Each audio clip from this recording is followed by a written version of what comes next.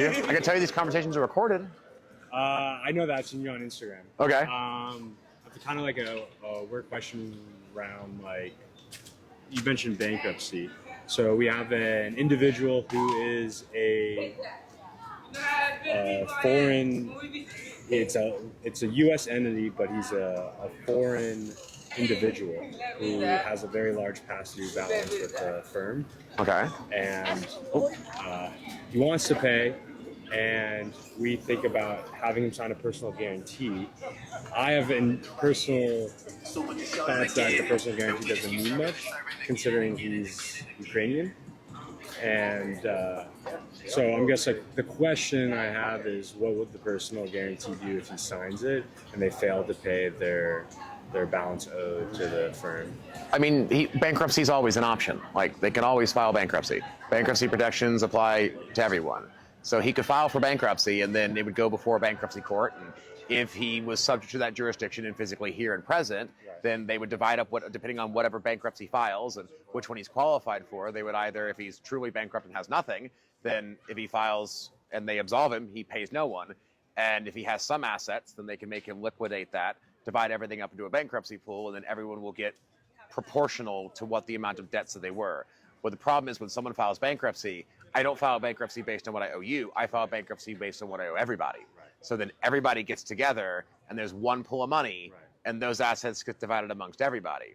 So when you're an unsecured creditor, the best thing you should do is do everything within your power to work with that individual to get them to remit what is owed, not to force them into bankruptcy. Right. Like, that's why if you owe, like, if you lose your job and you spend a shit ton of money on your credit card and you can't make your payments and it's killing you, you can call your bank and be like, I lost my job and I can't afford to pay this. And they'll give you, it's for 30% interest. How about 10% interest for the next 90 days? Or how about 0% interest for 6 months? Or how about, we'll lower your bankruptcy payment to $100? Because they don't want you to file bankruptcy. Because if you do, they're going to be the last in line creditor. It's an unsecured debt, and they're going to get pennies on the dollar.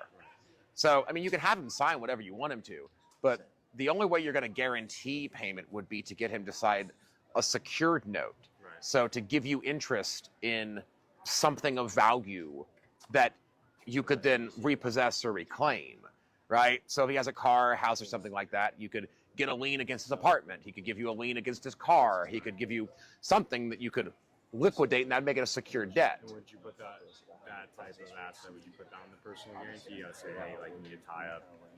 Well, no, what you would do is you would say, like, okay, you owe us $100,000. We will give you, 180 days to remit on this, and we're going to have you guarantee with an interest in your apartment at 123 Sycamore Street, Midtown Atlanta, right?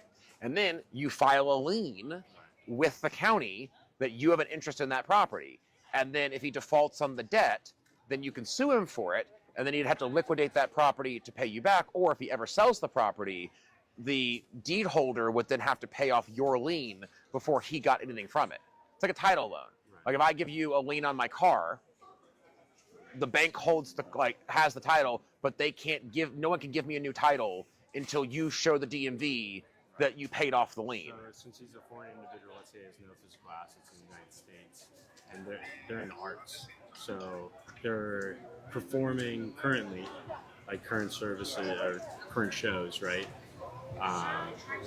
Would that be considered an asset that they're currently performing? Not their shows and things that they're performing, but if they're like a musician or they're like a ballet. Okay, well, so, I mean, they could give you an interest against, future ticket sales or future revenues or things like that. But once again, that's one of those things that's kind of hard to enforce. If they were like a musical performer, they could give you rights of, like, if it was Eminem and he owed you money, he could be like, hey, I'll give you a lien against my records, right? The records, like the masters, are an asset. He could give you an interest in them. Can't sell them, can't reproduce them. You get interest off of it for royalties, right? Your best case scenario is to get as much as you can from him, right? Without making him ghost you. Right.